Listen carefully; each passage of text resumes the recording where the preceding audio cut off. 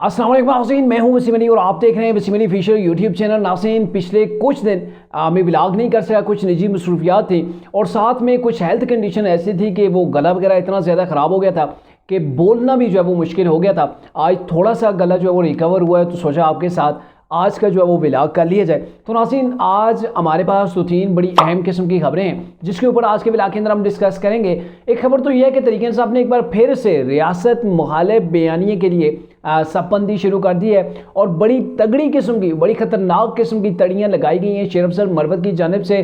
क्या कुछ तड़ियाँ लगाई गई वो आपको वीडियो उनका पैगाम जो है वो सुनाएंगे। और बुशरा बेगम की भी जानिब से आर्मी चीफ को, DGISI को, DGC को भी एक धमकी जो है वो दी गई है। अब ये क्या धमकी है इसके ऊपर भी हम बात करेंगे। और जो तीसरी खबर है कि तरीके इंसाफ ने अपने पूरे पाकिस्तान के अंदर जलसों के हवाले से शेड्यूल जो वो तैयार कर लिया है। अब तरीके इंसाफ किस नौयत के ये जलसे करेगी और तरीके इंसाफ को पूरे मुल्क के अंदर जलसे करने की क्या नौबत जो वो पेश आ गई है, क्या कुछ तफसीलात हैं आपके साथ डिस्कस करेंगे। आगे बढ़ने से पहले आपसे होगी गुजारिश कि अगर आपने अभी तक हमारे चैनल को सब्सक्राइब नहीं किया तो काइंडली अभी हमारे चैनल को सब्सक्राइब कर लें और बेल आइकन को प्रेस करना मत भूलिएगा। तो नाज़रीन, अगर बात करें कि पाकिस्तान तरीके इंसाफ ने नए सिरे से एक बार फिर से सपबंदी शुरू कर दी है और रियासती इदारों को अब बड़ी तगड़ी किस्म की धमकियाँ लगाई जा रही हैं। तरीके इंसाफ ने 9 मई, आपको याद होगा कि उन्होंने 9 मई का वाक़या किया था और उसके बाद तरीके इंसाफ जो है वो उसके ऊपर रेड क्रॉस जो है वो लग गया था। लेकिन यह कि तरीके इंसाफ ने 2 कदम पीछे जाने के बजाय अब दोबारा से तरीके इंसाफ निज़ामती सियासत को लेकर फ्रंट फुट के ऊपर आ गई है और तमाम की तमाम ये चीज़ें तरीके इंसाफ के अंदर जो हो रही हैं, जो भी चल रहा है, तरीके इंसाफ जो एक नई जो वो पेश कदमी करने जा रही है, तो इसके पीछे तरीके इंसाफ के बानी इमरान खान है और उन्हीं के इंस्ट्रक्शन के अंदर ये सारा कुछ हो रहा है। अब आपको इसकी मैं एक छोटी सी मिसाल देता हूँ कि ये एक वीडियो पैगाम है, वो आप सुन लें, शेर अफजल मरवत का है, इसको आप सुन लीजिए, फिर इसके ऊपर आगे चल के बात करते हैं। इनके सामने जाना है, इन्होंने कोई रास्ता छोड़ा ही नहीं है। 30,000 पाकिस्तानी जवान मुझे मिल जाए, मैं कसमन कहता हूं कि इस रियासत की बदमाशी इसके पीछे रास्ते से निकलेगी। ये बदमाशों के साथ उन्हीं की जुबान में बात करना है और जब आपकी रियासत बदमाश हो जाए तो ये आप पे फर्ज है कि आप इसको लगाम। तो जी नाज़रीन, आपने शेर अफजल मरवत का ये जो है वो तकरीर जो है उनकी आपने सुनी। शेर अफजल मरवत इसके अंदर बड़े वाज़ेह तौर पर ये कह रहे हैं कि हमें वो डराएं या कुछ भी करें, हम सीना तान के खड़े, आप गोलियां मार लें, हमें जितनी मार सकते हैं। और उन्होंने ये कह दिया कि इन लोगों ने कोई रास्ता नहीं छोड़ा है। और फिर ये कहते हैं कि 30,000 बंदे, 30,000 पाकिस्तानी नौजवान अगर मेरे साथ हो जाए, वो मुझे दे दिया जाए, तो फिर इसके बाद रियासत की बदमाशी इस रियासत के पीछे से निकलेगी। अंदाज़ा लगाएं कि इस बयान की नोयत कितनी संगीन है कि शेर अफजल मरवत कहते हैं कि अगर तरीके इंसाफ के वॉलंटियर्स जो हैं वो मेरे पीछे आके खड़े हो जाते हैं, उनकी तादाद 30,000 हो गई, तो जो रियासत की बदमाशी है, बदमाशी कौन कर रहा है? पाकिस्तान की ज़ाहिर रियासत है, रियासत के अंदर इदारे होते हैं, सिक्योरिटी फोर्सेस होती हैं, तो ये बेसिकली उनको पैगाम शेर अफजल मरवत की जानिब से दिया जाता है। और ये इतनी दीदा दलेरी से शेर अफजल मरवत कैसे बयान दे रहे हैं? आपको पता है 9 मई को 1 साल होने को है और अभी तक 9 मई के मुजरिमों को कहीं पर कोई सज़ा नहीं दी गई। भले उनका ट्रायल जो मुकम्मल भी हो गया मिलिट्री कोर्ट्स के अंदर, लेकिन उनको अभी तक सज़ा नहीं दी गई। जब आप कोई एक बड़ा क्राइम करता है, आप उसके हाथ को नहीं रोकते, तो आने वाले दिनों के अंदर वो एक हाथ से 10 हाथ भी बन जाएंगे और आपके गर्दन तक पहुंच जाएंगे और आपके लिए काफ़ी मुश्किल भी हो जाएगा। और यही कुछ अभी तरीके इंसाफ उससे फ़ायदा उठा रहे कि 9 मई के जो मुसलमान थे उनके साथ क्या किया गया? क्या किसी को फांसी दी गई? क्या किसी को जो वो मुल्क बदर किया गया? क्या किसी को दुर्रे लगे, किसी को लितर लगे, या फिर किसी को इतनी लंबी जो है वो जेल हुई? तो ये कुछ भी नहीं है। जेलें तो आम चीज़ है, कोई भी जाता है, मुख्तलिफ केसेस के अंदर लोग चले जाते हैं, चोरी के केस के अंदर भी जेल के अंदर हो जाते हैं, साल 2-2 साल वहाँ पर गुजार के आ जाते हैं। तो बेसिकली जो 9 मई का वाक़या था वो एंटी स्टेट था, रियासत पाकिस्तान के ऊपर हमला था। और जब बगावत का ऐसा मामला हो तो उसके ऊपर जान बचाना बड़ा मुश्किल हो जाता है। तो ऐसे हालात के अंदर तरीके इंसाफ को पता है कि इनमें कुछ भी नहीं हुआ और अब ये मज़ीद अपनी निज़ामती सियासत को आगे बढ़ाने के लिए कह रहे हैं कि अगर 30,000 मेरे साथ बंदा हो गया तो मैंने ऐसी की तैसी फेर देनी है, मैंने तो किसी इदारे को नहीं मुआफ़ करना। ये जो बदमाशी कर रहे हैं इनके पीछे से इंतहाई मायूब किस्म का अल्फाज है, इंतहाई गलाजत भरा ये अल्फाज है। जितनी गलाजत भरे अल्फाज जो है वो शेर अफजल मरवत बयान कर सकते थे उन्होंने किया है। काम जो है वो इनके पीछे से जाके ये बदमाशी निकालेंगे तो इट्स मीन कि शेर अफजल मरवत जो है वो कहीं उनसे ऊपर वाले बदमाश हो गए हैं। शेर अफजल मरवत के पास कोई इतनी ज़्यादा पावर आ गई है कि 30,000 नौजवान आएंगे तो फिर क्या करेंगे?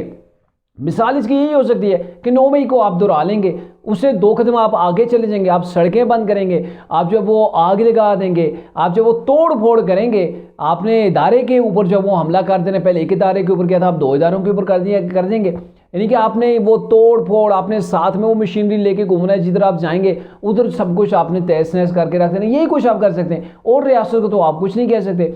तो ये बेसिकली इनका प्लान है। और इसके वाले से इन्होंने ये भी कह दिया कि ये बदमाशों के साथ ही नहीं कि ज़ुबान के अंदर हमें जो है वो बात करना है, जब रियासत बदमाश हो जाए तो ये आपका फ़र्ज़ है कि आप इसको लगाम डालें। यानी कि कैसे उकसाया जा रहा है, लोगों को ये स्पीच करते हुए तकरीर कर रहे हैं, स्टेज के ऊपर खड़े हैं कि ये जब रियासत बदमाश हो जाए तो उसको आपने नकेल डालनी है, उस रियासत को रोकना उसकी बदमाशी से और उसको लगाम डालना, ये आपका काम है। तो इट्स मीन लोगों को फिर से वही तैयार किया जा रहा है जैसे कि 9 मई से पहले इनकी जूम मीटिंग्स हुआ करती थी, जिसके अंदर ये फैसले होते थे कि हमने जो अब वो आर्मी की जो तनसीबात हैं उनकी जानिब हमने मार्च करना है। वहाँ पे उन्होंने पहले रोज़ मार्च किया, दूसरे रोज़ आके इन्होंने 9 मई कर दिया।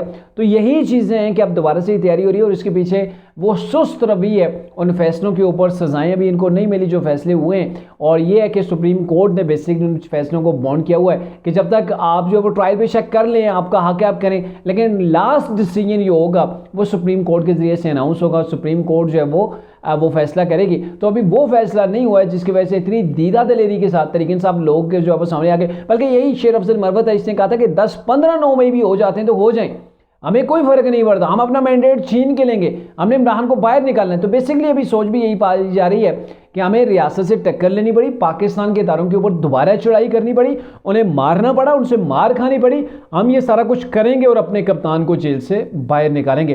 तो ये तरीके इंसाफ की मौजूदा कंडीशन है कि आप देख लें कि तरीके इंसाफ अपने मौक़िफ़ से पीछे नहीं हटी है। जहाँ पे वो तरीके इंसाफ, वो धरनों वाली तरीके इंसाफ जहाँ पे खड़ी थी, वहीं पर आज तरीके इंसाफ खड़ी है। यानी कि इमरान ने अभी तक कुछ नहीं सीखा, ना तो इनको पाकिस्तान की फिक्र है, ना पाकिस्तान के इदारों की फिक्र है, नहीं पाकिस्तान की अवाम की फिक्र है। अगर ऐसा कुछ होता है, इंतशार होता है, फसाद होता है, गवर्नमेंट गिर जाती है, आप इदारों के साथ हाथापाई कर दें, तो इससे बेसिक जो नुकसान होगा वो पाकिस्तान की अवाम का होगा।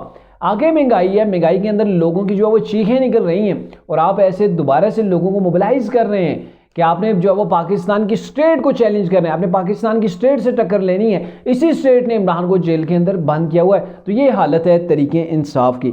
अब आते हैं जी तरीके इंसाफ के जलसों के हवाले से, फिर आते हैं पुशा बेगम की भी जानब कि उन्होंने आर्मी चीफ को कौन सी तड़ी लगा दी।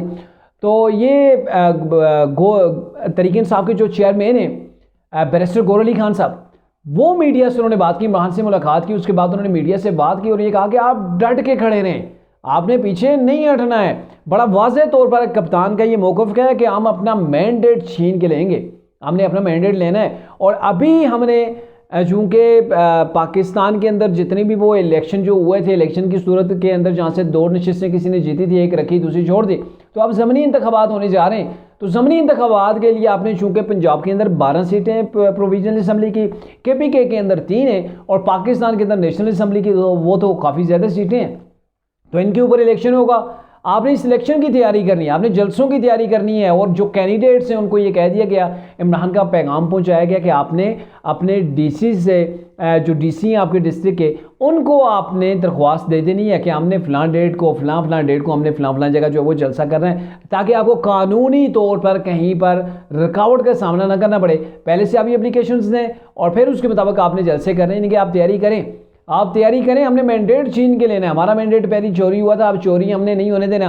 तो ये है कि आप तैयारी करें। तो तरीके साहब ने उस हवाले से आप पूरे का एक शेड्यूल भी मुरतब कर लिया। अब अभी तक तरीके साहब ने वो शेड्यूल तो अनाउंस नहीं किया है, बट यह है कि पहला सेशन उसका जो वो शुरू हो गया है कि DC हज़रात को ये लेटर्स लेके जाएंगे और जो मुतलका इंतज़ामिया होगी कि आप हमें इजाज़त दें, हमने फ़लाँ जगह के ऊपर हमने तरीके साहब ने जलसा करना है ज़मनी इलेक्शन को लेकर। तो ये तरीके साहब ने एक तरफ तो मुसामती सियासत करी है, दूसरी जानब पार्लियामेंट के अंदर अपनी तादाद को बढ़ाने के लिए तरीके साहब ने जो है वो अपनी पूरी की पूरी पावर जो है वो सर्व करनी है। उसके लिए तरीके साहब अभी से कोशिश हैं और दीगर कोई पार्टी भी अभी तक वो प्रैक्टिकली ग्राउंड के अंदर ज़मनी इंतखाबात के लिए उसने तैयारी नहीं की है।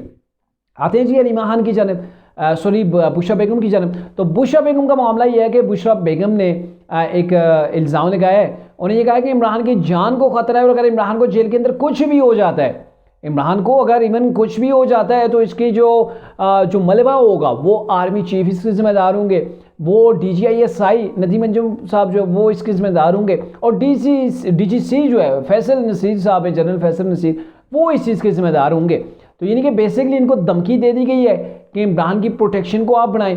कहीं पर आपने इमरान का मामलात कोई ऐसे करने चाहे कि इमरान को स्लो पॉइजनिंग, जैसा कि पहले तरीके से आप कहते रहिए, इमरान खुद कहते रहे हैं, या फिर इमरान की जान के हवाले से उनकी बहन हलीमा खान भी कहती रही कि इमरान की जान को खतरा है, उन्हें तो किसी वक्त भी जो है वो कत्ल कर दिया जाएगा, पूरी मनसूबाबंदी पूरी साजिश तैयार हो चुकी है। तो इन्होंने भी बेसिकली बावर गिराना था आर्मी चीफ को, DGISI को, DGC को, कि अगर कुछ भी हुआ तो जिम्मेदार आप होंगे। यानी कि इनकी जिम्मेदारी कैसे बनती है? प्रायर रास्त इनके ऊपर इल्ज़ाम लगाने का मतलब यही है, इनको कहने का मतलब यही है कि ये आपकी वजह से सारा कुछ होगा, जो कुछ होगा आपकी वजह से होगा, आप ही पाकिस्तान की स्टेट को चला रहे हैं। पॉलिटिकल जो गवर्नमेंट है उसकी इतनी तड़ नहीं। बेसिकली जो इनके बयान का मतलब यही है कि पॉलिटिकल गवर्नमेंट की तड़ नहीं है कि वो इमरान के साथ कुछ भी करे। अगर कहीं बार होता है तो वो कोई इदारा ही करेगा, कोई सिक्योरिटी इदारा ही करेगा। तो अगर इनको कुछ भी हो गया तो तमाम का तमाम मलबा, तमाम की तमाम जिम्मेदारी वो इन 3 अफराद की होगी। और तहरीक इंसाफ के जो बानी इमरान खान है, उन्होंने पहले भी ये एक कहा हुआ है कि मैंने अपना बयान रिकॉर्ड कराया हुआ है पूरे प्रूफ के साथ कि मैं अगर कत्ल हो जाता हूं तो मेरी जो कत्ल की जिम्मेदारी है किसके ऊपर डालनी है। तो इसके बारे से मैंने पाकिस्तान से बाहर एक वीडियो पैगाम तैयार करके रखा है, जब मुझे कुछ हो जाएगा तो वीडियो पैगाम जो है वो ऑटोमेटिकली रिलीज हो जाएगा। तो तहरीक इंसाफ ने पहले से भी ऐसी जो है वो तैयारी की हुई है, बट यह कि अभी इदारों के जो हेड हैं उनको प्रायर रास्त इनकी जानब से धमकियाँ मिलना शुरू हो गई हैं, मतलब कि इसके जिम्मेदार हो आप होंगे। अब कोई कैसे जिम्मेदार हो सकता है? जेल के अंदर इमरान अपने कर्मों की सज़ा भुगत रहे हैं और जाके इल्ज़ाम लगाया जा रहा है आर्मी चीफ के ऊपर, DGISI के ऊपर, और ये जो कुछ भी हो रहा है। और दूसरी जानब तरीके से मज़ामती बयानियों को लेके आगे बढ़ रहे हैं और चैलेंज दिया जा रहा है कि हमने स्टेट का जो है वो हशर करना है कि स्टेट भी याद रखेगी कि किससे हमारा पाला पड़ा था। और इसके बावजूद भी स्टेट अभी तक हरकत के अंदर नहीं आई है। शेर अफजल मरवत के खिलाफ कोई कानूनी कार्रवाई अभी तक नहीं अमल में लाई गई।